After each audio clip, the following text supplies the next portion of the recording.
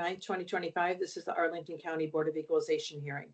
All 5 board members are present. We have a quorum and there's 4 cases on the agenda.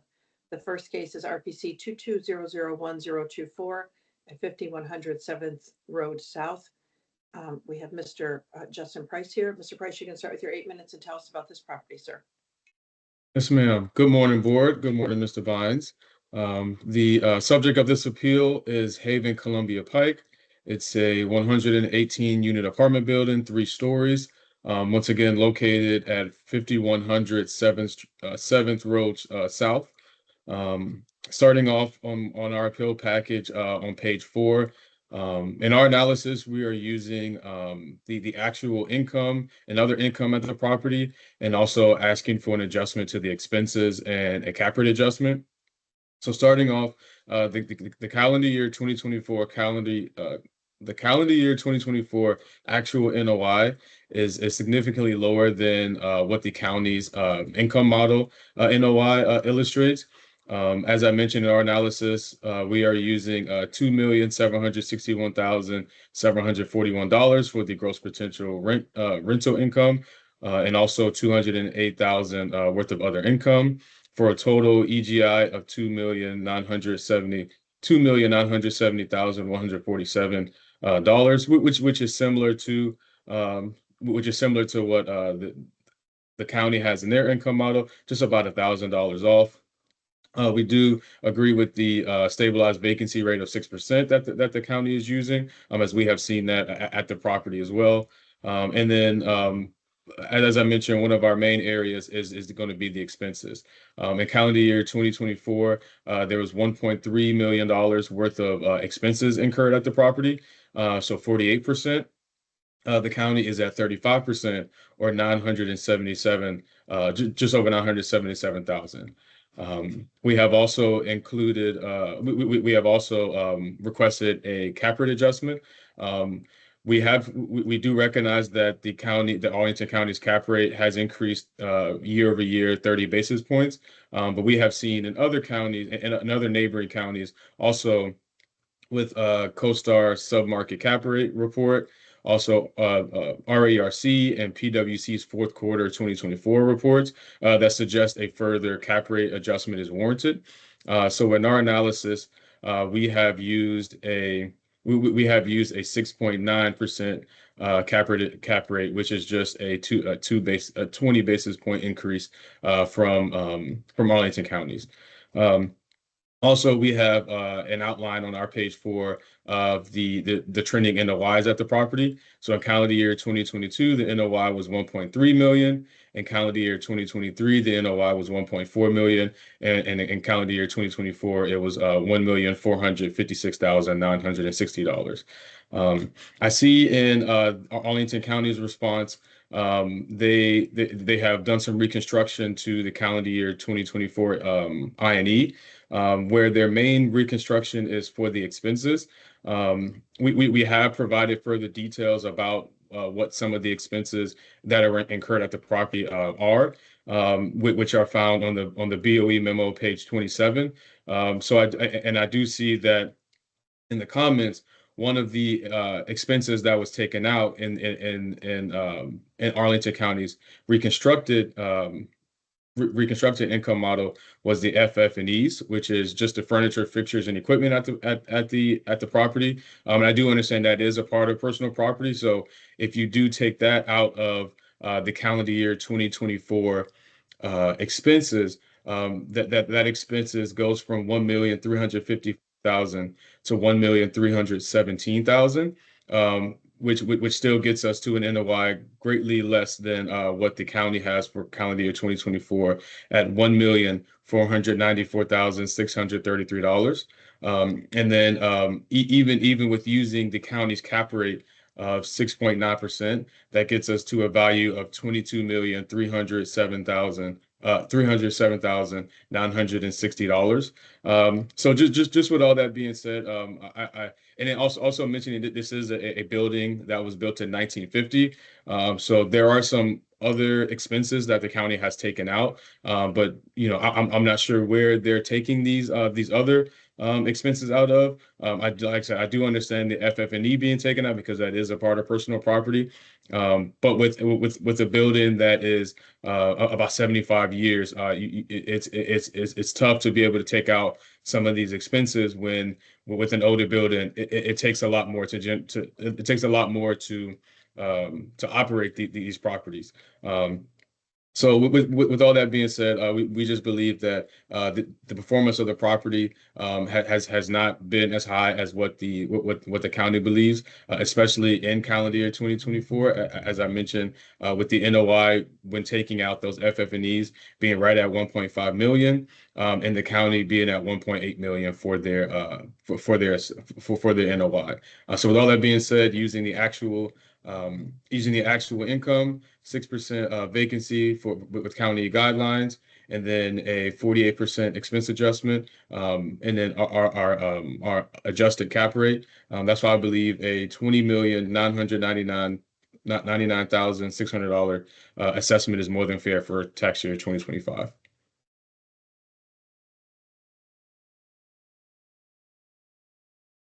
Okay, thank you. Mr. Bynes for the county, please. Yes, thank you. Good morning, board. Good morning, Mr. Price. Yes, this property, Haven Columbia Pike, did see that it was recently sold on July 4th, 2025 for a non-market transaction for $32 million. And to begin, I would like to refer to the summary page on page 4 of the BOE packet. I would like to note that our reconstruction for the I&Es for operating years 2022, 2023, and 2024 do exclude ownership expenses, the replacement expenses, and the FF&E expenses. The ownership expenses are not for the daily operating uh, performance at the property. Also, I would like to apologize. When I did print this off, the 2023 and 2022 comments on my summary page did not print. Also, this property was uh, appealed last year, and we also excluded those expenses, which was also agreed with by the appellant last year. Now I'd like to take a look at columns B1, C1, and E1. We can see the property's performance has been trending in a positive direction during this time period. Apartment rents, GPI, EGI, and NOI have performed very well and have steadily increased during this time period. If we take a look at column D, which is the county's assessment, and column E1, which are the I&E from 2024, we can see the Drea's apartment rent was different by only $2,459. Drea's GPI was different by only $1,553. The Drea EGI was lower by $19,035, and the Drea NOI was slightly higher by $17,961, or 1%. Our estimates are on par with the property's performance in 2024. We also conducted a test in column F, which took into consideration the information from the 2024 I&E. We use conservative metrics in the model. As you can see, when comparing the actual I&E from 2024 and 2023, we can see the apartment rents were higher by 6.63%. In our test, we used 3.26%. The EGI from the 2024 compared to the 2023 operating year was higher by 7.67%. And in our tests, we were higher by 2.97%.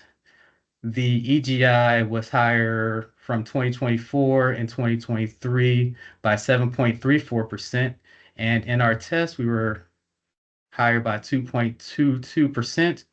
For our expenses, we also did increase the expenses from the 2024 totals by 3% to give the standard 3%. And also the NOI from 2024 compared to 2023 was higher by 5.7%.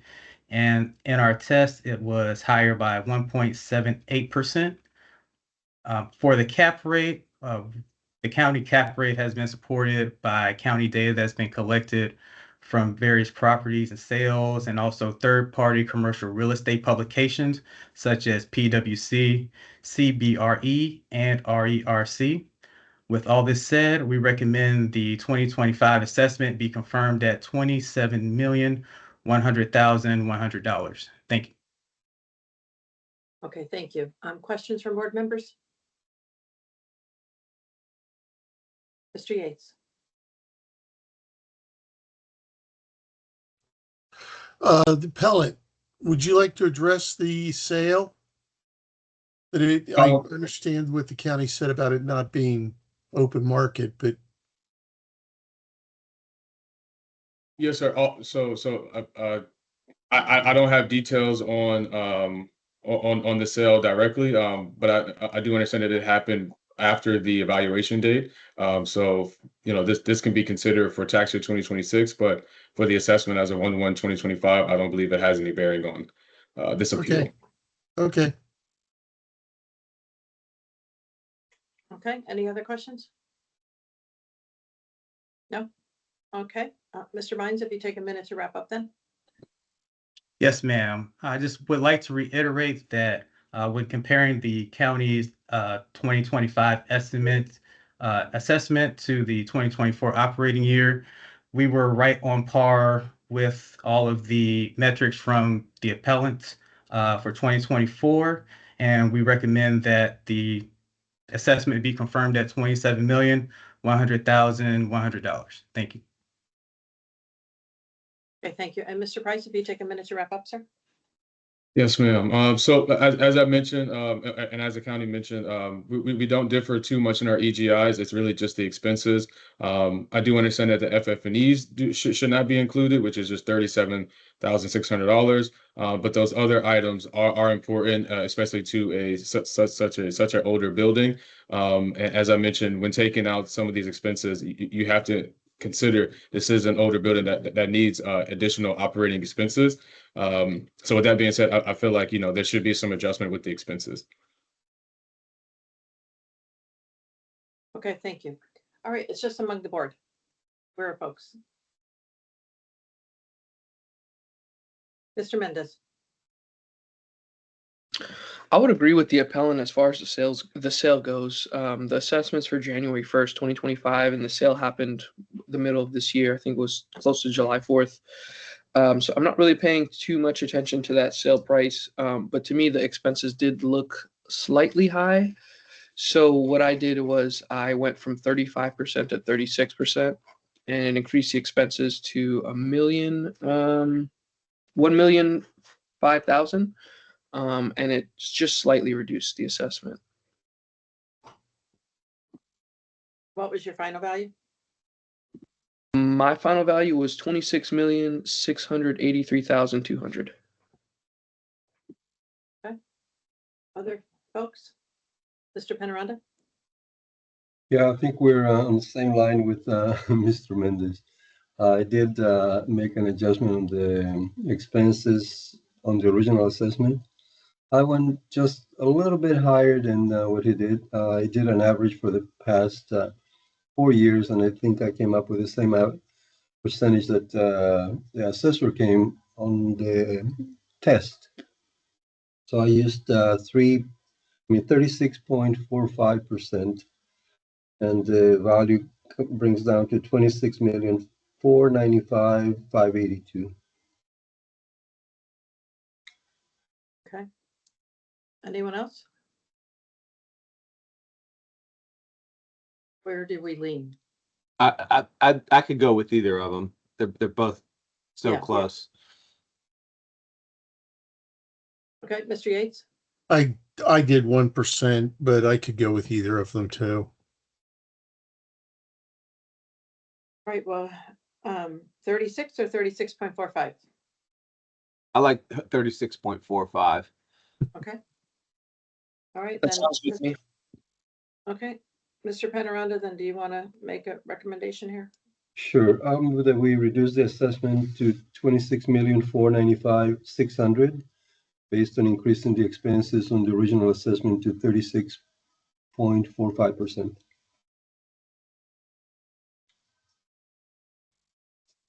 I'm sorry, I'm still writing here. Okay, okay, I have a motion. Do I have a second? I'll Second. second. Oh. Mr. Mendez is a second. All in favor?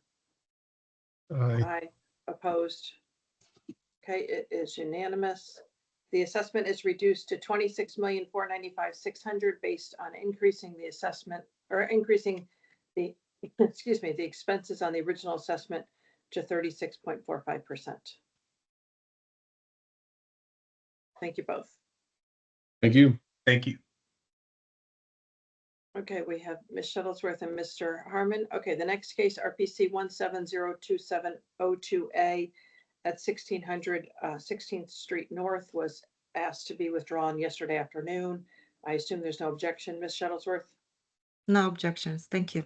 Okay, I'll move to accept the withdrawal. Do I have a second? Mr. Hoffman, all in favor? Aye, opposed. Okay, that is unanimous. That case has been withdrawn.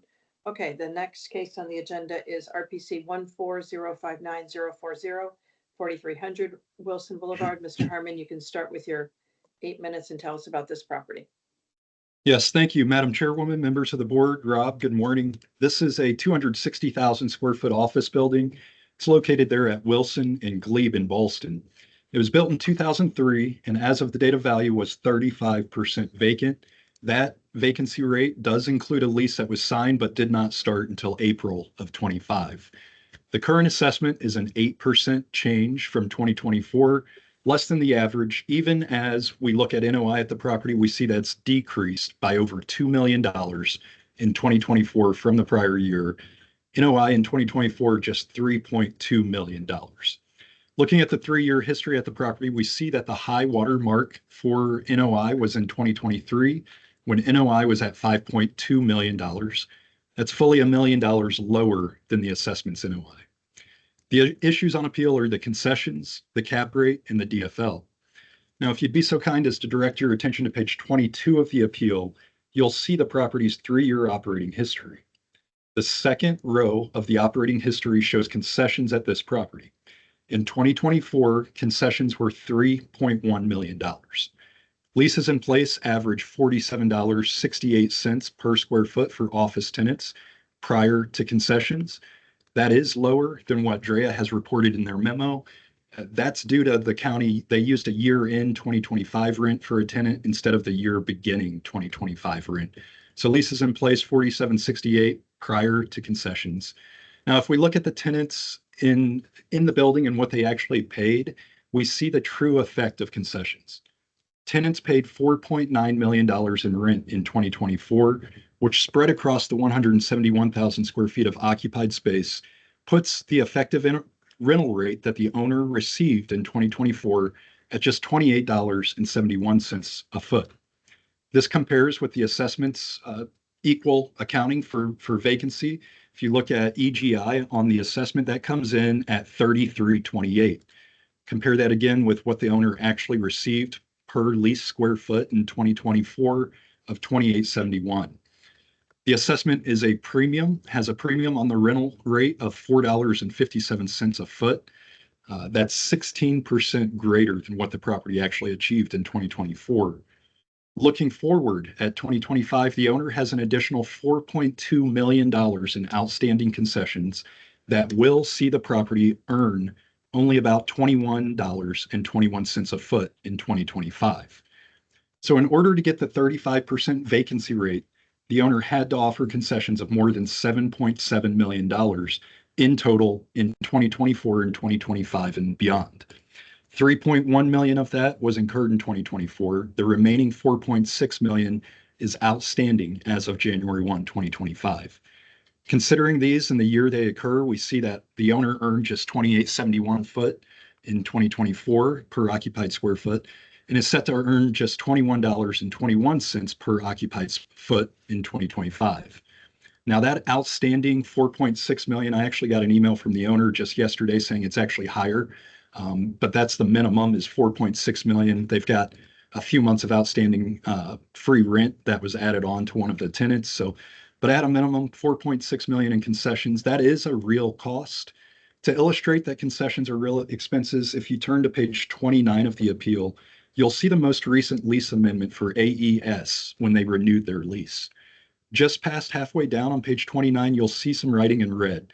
What that portion of the amendment states is that the tenant negotiated 24 months of free rent on their lease renewal, and that the tenant, at the tenant's election, can convert any portion of that free rent to additional tenant improvements. This effectively states that free rent has the same effect to the owner as paying out of pocket for construction at the property. And this is the right way. We see this often. There are these conversion amendments that are put into the lease renewals. But it illustrates the point that free rent is a real cost to the owner. It will be a real cost to any potential purchaser as of the first of the year. The owner, to reiterate the point, is either willing to have free rent or to pay dollars out of pocket to improve the property. Ultimately, the tenant did not elect to convert any of the free rent to additional TIs on this renewal. As of the date of value, that tenant has over a year of free rent remaining. They're not going to pay rent until into 2026. So in addition to the owner acknowledging that free rent is a real expense, as shown on that lease abstract, we know that appraisal practice requires us to consider concessions. I've shared the pages of the appraisal textbook that show that. Historically, the county did acknowledge concessions as a real cost and chose to amortize the impact across the life of a lease by imputing rents at net effective rental rates. In prior years, the county did this by applying an 8% deduction to top line income to account for concessions. This was increased recently to 10%.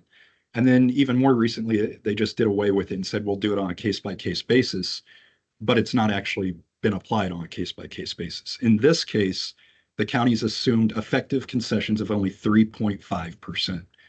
I got this number, you can see by taking the average in-place office rental rate of $47.68 a foot, get the difference from what the assessment is used for office space at $46. That difference of $1.68 a foot amounts to a 3.5% reduction, which in total is a consideration of concessions that totals $268,000. So we have a property with $4.6 million in concessions outstanding, expenses known to be coming. The assessment acknowledges concessions to the tune of just $268,000. That's a significant discrepancy there. Now, historically, as I said, the county had taken that off of top line income. Another way you can do it is, and that's how we did it on our stabilized potential. Another way you can do it is as a below the line deduction of that 4.6 million outstanding as well. Next, the assessment imputes just $90 in TIs for the excess vacancy at the property. The county's own guidelines call for a TI rate of $115 a foot for properties with leases greater than $45. That's the case at this property. You can look at the leases. Again, they average over 47 a foot. The county guidelines call for TIs of $115 a foot in this situation. The assessment also assumes the property will lease up in 2025. There's been no market data to support this assumption.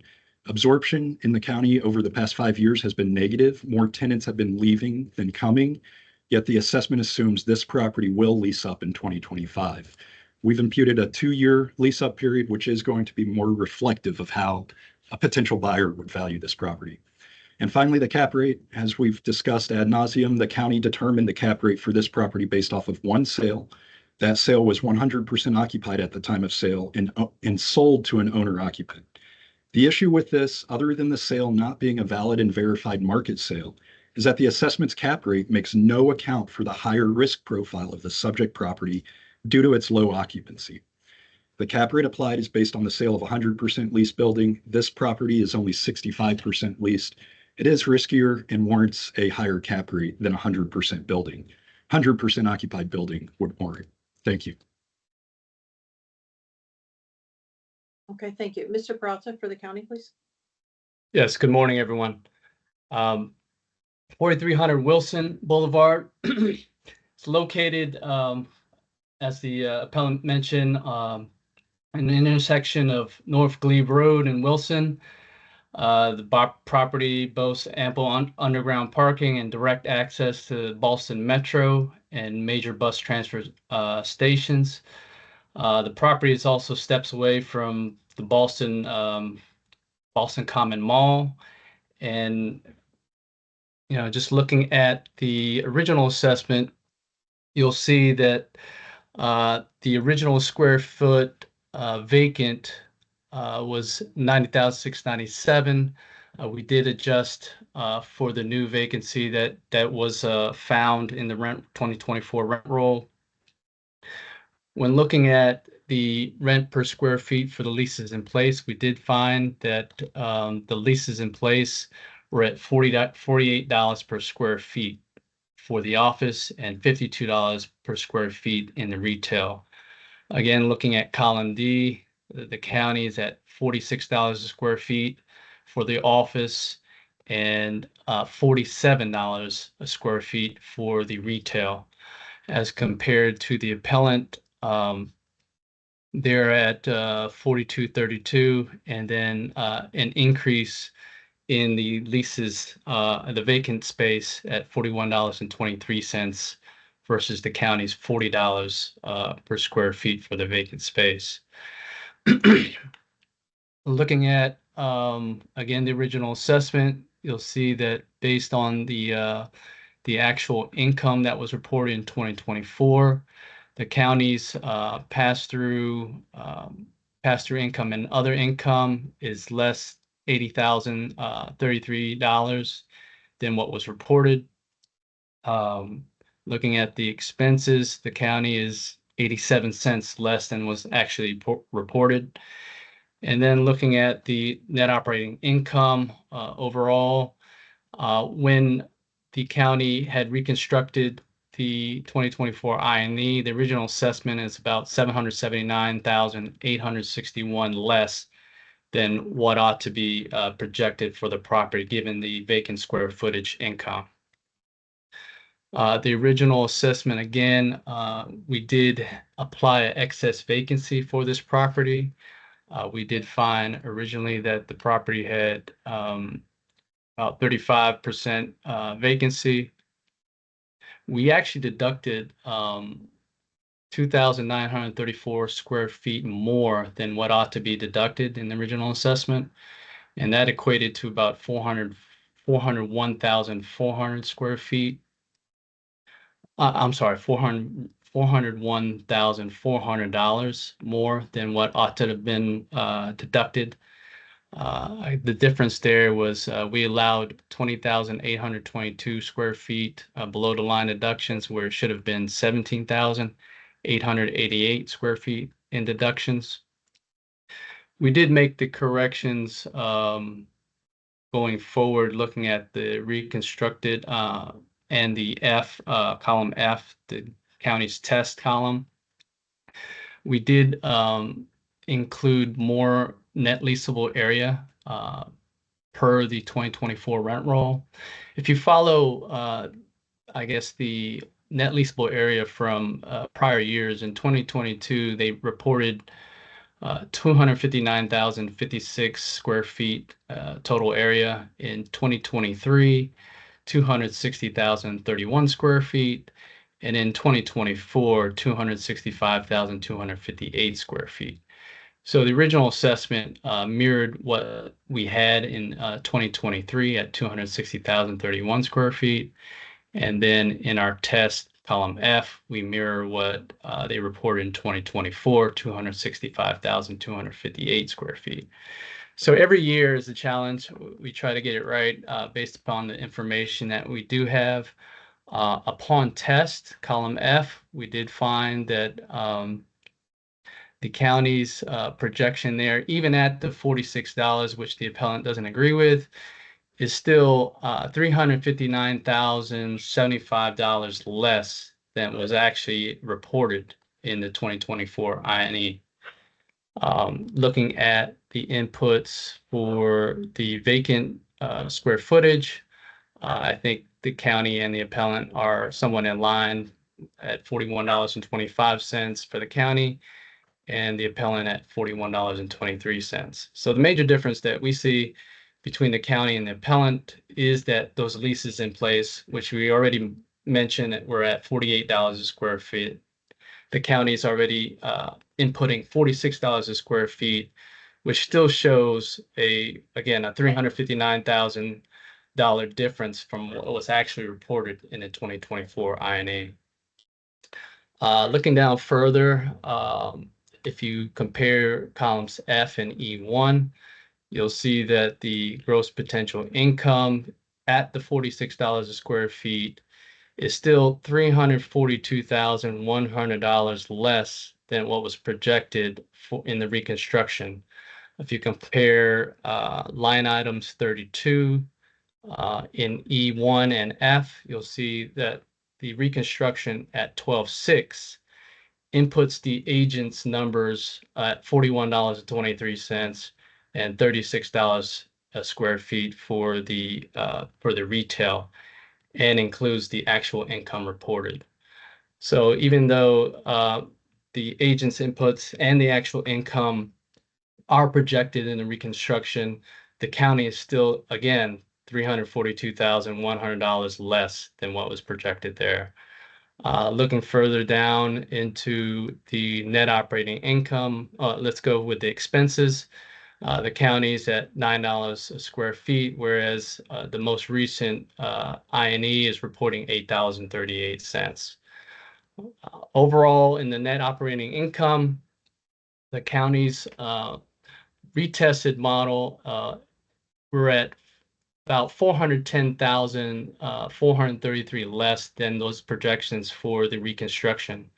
Again, comparing E1 to F, and then net resulting value is slightly more than the original assessment, about 6% more than an original assessment.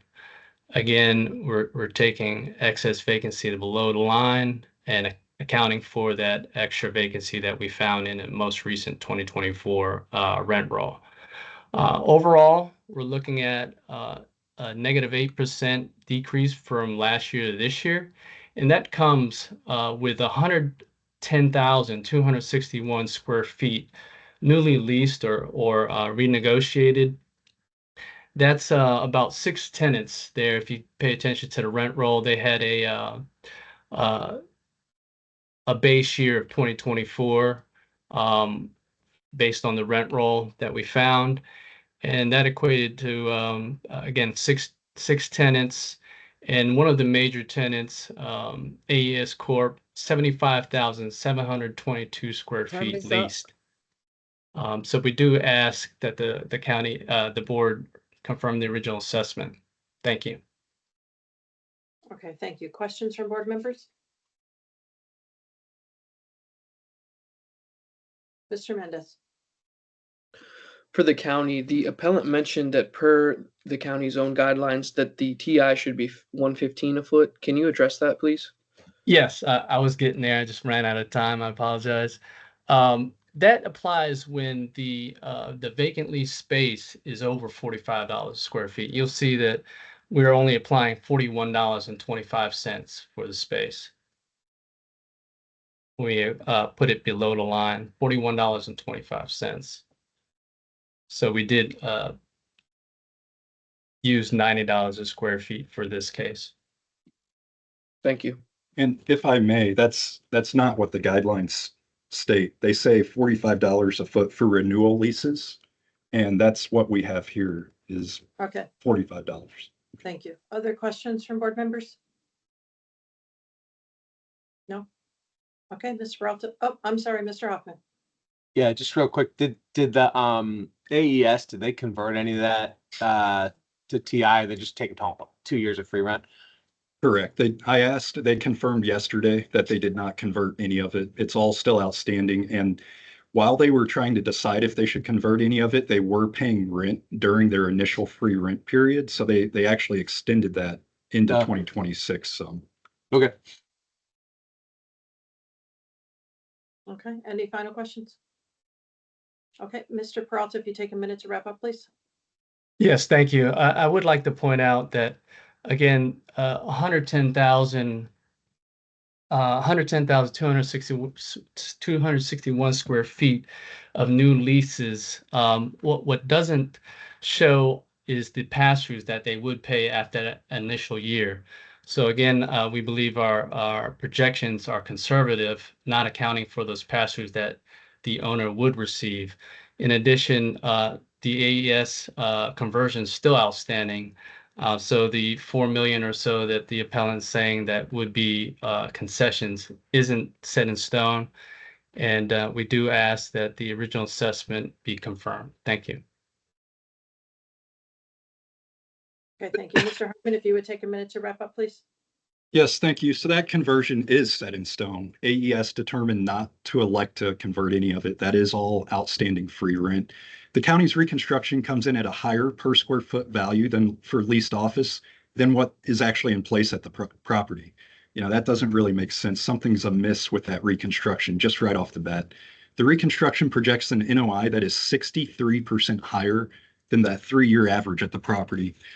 The actual NOI at the property has averaged 4.5 million over the past 3 years. Vacancy over that same time period has averaged 37%. Since the assessment assumes 28% vacancy, clearly there's a 9% difference in occupancy.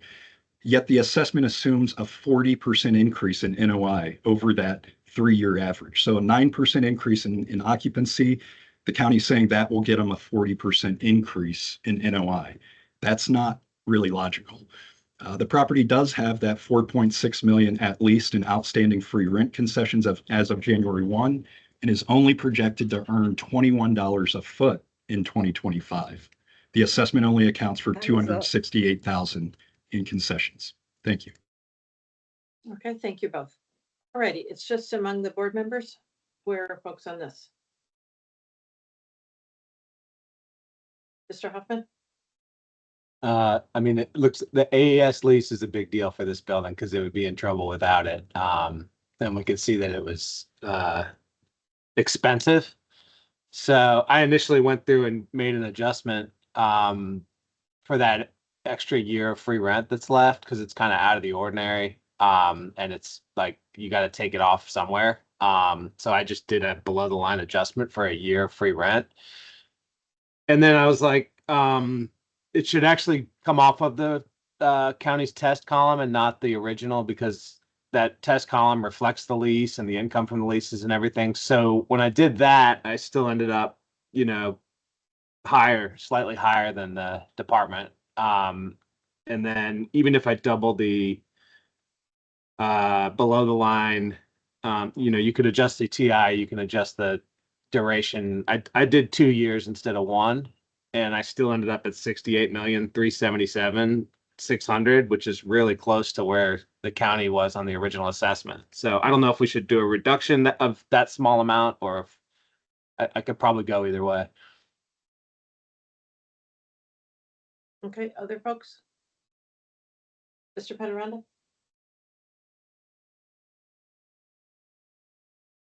Yeah, I'm totally okay with the original assessment. I think, you know, looking at all the numbers, like Mr. Peralta said, it's pretty conservative. That you know, GPI and EGI NOIs are just much lower than what they reported, and we have to also consider that the previous years that are shown on the columns, you know, do not include the vacant space. So I'm pretty sure the NOI is below what it should be. So I'm okay with the original assessment.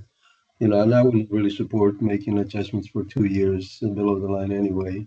So I'm okay with it. Okay, Mr. Yates? I understand where the appellant's coming up with the concession issue. I'm glad to hear the way Greg did that, his analysis. But I also looked at the original, and I'm surprised the county gave them as much as they did on expenses. You know, they were generous. And looking at the rest of the numbers and trying to factor that in with that concession issue a little bit, I'm fine. Bottom line, I'm fine with the county and the original. Okay. I think it balances. Mr. Mendez, anything different? Nothing different. Okay. All right, would somebody like to make a motion? Sure, I'll go ahead and move that we confirm the original assessment at 68,609,700. Okay, all Mr. Hoffman will second. Okay, all in favor? Aye, opposed. Okay, it's unanimous. The original assessment is confirmed at 68,609,700. Thank you. And the last case on the agenda, same players, is RPC 1701315 at 2014 Street North. Mr. Harmon, you can start with your 8 minutes on this property, sir. Yes, thank you. So 2014th Street, this is a 124,000 square foot office building built in 1987. It is in Courthouse. It's off a side street away from the main artery. This property was over 63% vacant as of the date of value. That's higher than it was at the beginning of 2024 when it was 56% vacant. That in turn was higher than it was at the beginning of 2023 when it was 44% vacant. So needless to say, it's an aging, older property on a secondary street. Vacancy has been increasing year after year after year. Stood at 63% as of the date of value. NOI at the property has been less than $1 million for each of the past 2 years. This compares with the assessment's assumption that the property will stabilize and achieve $1 million more in 2025 than it did in 2024, more than doubling what the property has actually been able to achieve over either of the past 2 years. Looking at the assessment, the question is, how does it project the property to earn an NOI that is more than double either of the past 2 years by imputing rent on 35% of vacant space at the property? A 35% increase in occupancy somehow results in a 100% increase in NOI. Well, the initial assessment overstated the amount of occupied office space by 6,000 square feet. It imputed an office rental rate of $42.50 a foot, which is much higher than what average office rental rates in place are at just $40 a foot before concessions. While in-place office leases were at an average of $40 a foot, this rate is pulled up by pre-pandemic leases that are at above market rates. As you can see on the county's memo, they state the most recent leasing activity at the property is only at $35 a foot before concessions. So rental rates are going down. The assessment assumes a 100% increase in NOI based on imputing rent on just 35% more in LA. We know when properties have above market leases in place, the county's expert says that an adjustment must be made. That's to account for the future income stream at the property known to be decreasing. As those leases renew, and they'll either leave the property and go somewhere with market rents, or they'll renegotiate down to that market rent that the county has told us is about $35 most recently. Concessions on the most recent leases averaged 10.8%, which when applied to the county's $35 foot rental rate of the most recent leases comes out to a net effective rental rate of just $31.20 a foot. The assessment assumes a premium to the most recent leases by failing to consider market concessions that, as we've seen in the last case, are real expenses to the owner. So how do we adjust the assessment to reflect the fact that the county expert states an adjustment is necessary due to the presence of those above market leases? Well, the county's expert says that an upward adjustment to the cap rate is necessary. We can also adjust the in-place office rental rate down to $39.50 to reflect actual leases at the property, as the county did on the test column. And we can adjust the vacant office rental rate down to the actual net effective based on those most recent leases at $31.20 a foot. Next, the assessment assumes expenses that are not reflective of a stabilized occupancy. The assessment grosses up income to reflect stabilized occupancy. So actual occupancy at the property is just 37%. The assessment assumes 72% occupancy. They grow income by that difference. No similar adjustment was made to operating expenses. As those tenants come in, expenses will go up as more people use lights, more people use the restrooms, janitorial is required to clean those offices. Those expenses add to the owner's expenses. Those are not captured in future pass-through. Future pass-through income is there to keep the owner level set with the first year of the lease. Pass-through income primarily captures changes in inflation, not changes in occupancy. So since the county has imputed income on the vacant space at the property, we should also make an adjustment to the operating expenses at the property. If we grow expenses to reflect what actual occupancy has been in the building, we get to an expense rate that's greater than $12 a foot. The assessment also utilizes a cap rate that's not reflective of the risk profile of this property. That's 1987 built, 63% vacant as of the date of value, 56% vacant as of a year prior. It's on a secondary street, kind of in a secondary market. The submarket had vacancy as of the date of value at 32%. The county's cap rate, by comparison, is based on the sale of one property that was 100% occupied at sale. The risk profile of the subject property is simply much greater than what the cap rate was based on. Next, the assessment assumes only $90 in TIs. We know from our inspection of this property that vacant space is largely in shell condition or used second generation space that will need to be demoed and rebuilt to market standards. $115 a foot in TIs is more appropriate for the condition of the property. Now, looking at the county's reconstruction column, it's highly misleading. It includes over $1 million in, about $1 million in double counted income. So if you look at the county's reconstruction, you can see on line 1, that very first line has office rents at $77 a foot.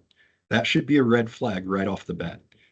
Why is the county's reconstruction at $77 a foot for in-place office? Well, it's at $77 a foot for two reasons. Both of them are double counting income. First, this owner reported 2024 retail income on the office rent line on the I&E. You can see that on page 31 of the memo. If we're trying to accurately portray this property, this would have to be accounted for. Instead, what the reconstruction does is it just takes that office income, which includes the retail, just takes it, scoops it over from 2024, pops it on the reconstruction, and then it takes the retail income and puts it on row 3 a second time. This overstates income by $571,000. Second, the reconstruction includes another suite twice. There's a tenant that paid $352,000 in rent in 2024. The county captured that on row 1, just brought it straight over, but that tenant vacated on 12/31/24. So they paid rent for all of 24, $352,000, then vacated. So the county included the rent they paid in 24, and then since it was vacant on 1/1, they imputed rent on it as vacant. So that's the same suite getting rent for 24 months within a 12-month calendar year. So that's double counted. The retail tenant is double counted. All in all, the reconstruction gets to nearly $1 million in double counted income. So, when we're reviewing these reconstructed columns, this is a fairly common recurring issue of double counting, not making adjustments for changes at the property, just simply, borrowing from this column and then this column. This is why you don't see it in generally accepted appraisal practices, because you do have to account for changes. The retail income was double counted because the owner reported it as office. It's a Bright Horizons daycare. It is kind of hybrid space. It could be retail, it could be office. They just reported it as office. The county took that and said, yes, we're going to take that as office, and then also took it and said, we're going to count it as retail as well. Double counted that other tenant who had vacated, paid rent all of 24, counted them as both paying rent in 24, and then counted them again as vacant as of the date of value. Thank you. Okay, thank you. Mr. Peralta for the county, please. Yes, thank you. 2014 Street North. I believe the board is aware that this property is located close to the county building, close to the Orange Line Metro. Looking at this property, we did assess the original assessment was using 2023's I&E. As you see in column C, 123,889 square feet, which was maintained in 2024's I&E as well. The difference that we did find is the 2023 assessment was reporting 66,258 square feet. The county did make an adjustment to account for additional leases that were expiring as of 1/1/2025. When looking at that comparison, you'll see that the county was about 4,314 square feet shy of what was reported in 2024. The original assessment had per square foot rate of $42.50. Looking at the office portion compared to what was reported, unbeknownst to the county, that income was counting retail as well. we do ask that the appellants and the owners or the owners fill out the form correctly. So the fact that the appellant is pointing that out, it shouldn't be a detriment to the county's methodology, but also we do ask for the vacant square footage income. So therefore our reconstruction does just that. We reconstruct what is not being reported. We try to have the same methodology throughout all the reviews. So this same methodology is applied through all office reconstructions. So it shouldn't differ from one case to the next. What I would say is when we did retest, the county did bring down that original reported office rent by about half, or about $1 million, if you compare columns E1 to F. And looking at the appellant's column G, they bring it down even further, $96,261 dollars less than what should be reported, I should say, because in the rent roll analysis, the county did find that leases in place were $40.29.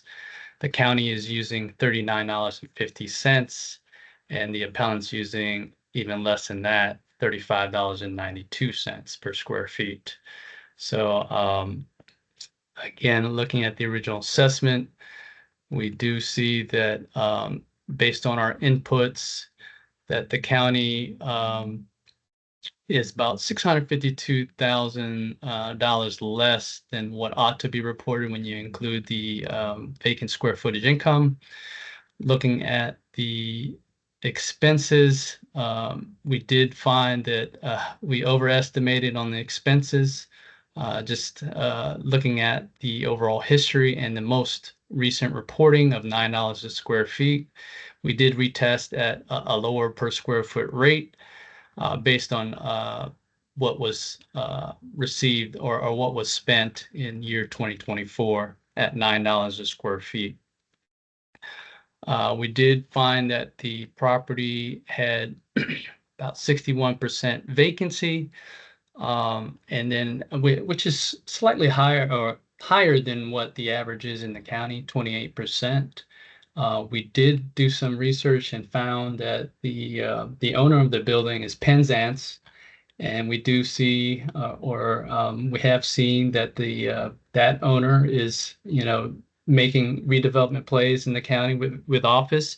Not saying that we're not saying that this is going to happen with this property, but with the year-over-year vacancy that we find in this property, and I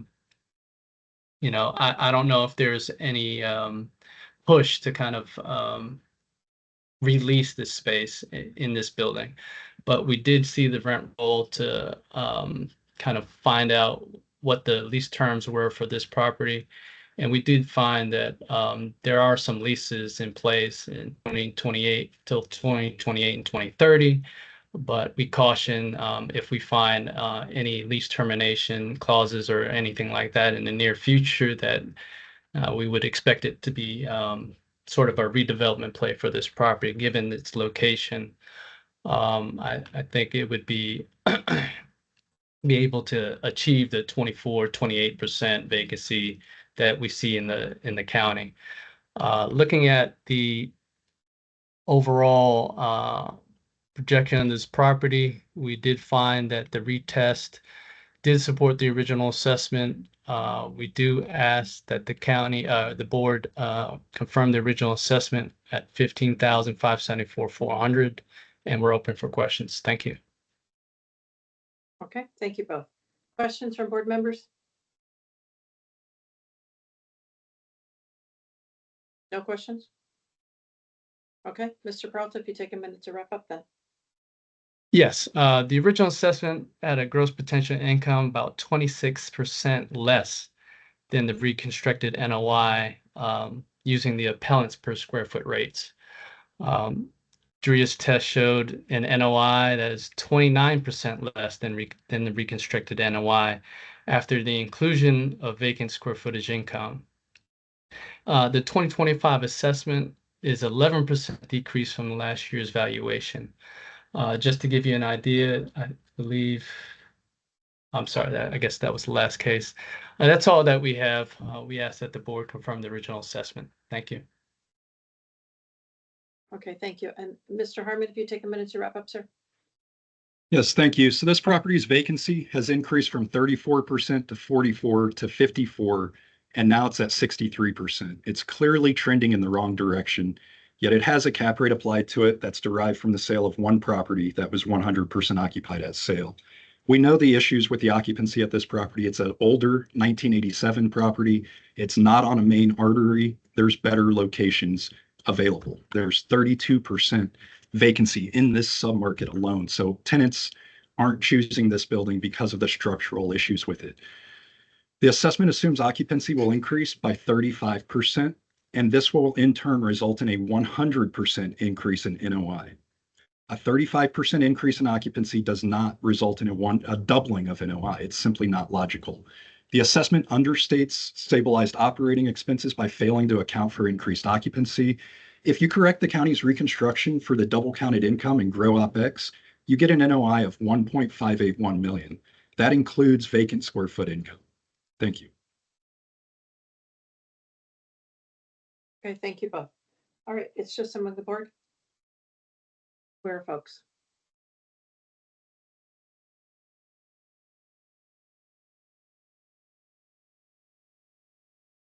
Mr. Mendez? Yeah, sure. I went down and I looked at the appellant's column E, and I do agree that I wish they would fill out the form correctly. But just going based off their own numbers, the NOI from 2023 to 2024 is slightly up, and the assessment itself is down 11%. So it's right in the average, and I believe we're at around $125 a square foot for the assessment. So with all that, I believe I'm okay with the current assessment. Okay, Mr. Hoffman? I am too. I think 126 a foot is probably slightly low. Okay, anything different? Okay, then would somebody like to make a motion? Sure. I'll move that we confirm the county's 2025 assessment at $15,574,400. Okay, in a second. Second that. Mr. Penaranda, all in favor? Aye, opposed. Okay, it's unanimous. The county's assessment is confirmed at the $15,574,500. Thank you. See you tomorrow. Gentlemen. Okay, that completes the agenda. Does anybody else have anything? I just have one thing for the board. Brian Samuel, the deputy county attorney, has responded on the Verity Point case that is scheduled for tomorrow. I believe it's the second case on the agenda. And they basically have come back and said that Derek, as the director of the real estate assessments, plainly has the authority to correct the clerical or factual errors prior to the Board of Equalization hearing. So with that, we will go ahead and leave that on the agenda for the day.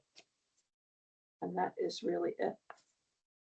So if no one else has anything, then we will stand adjourned here at 9:59, reconvene tomorrow morning, Wednesday, September 10th, in person for the board members at 9 a.m.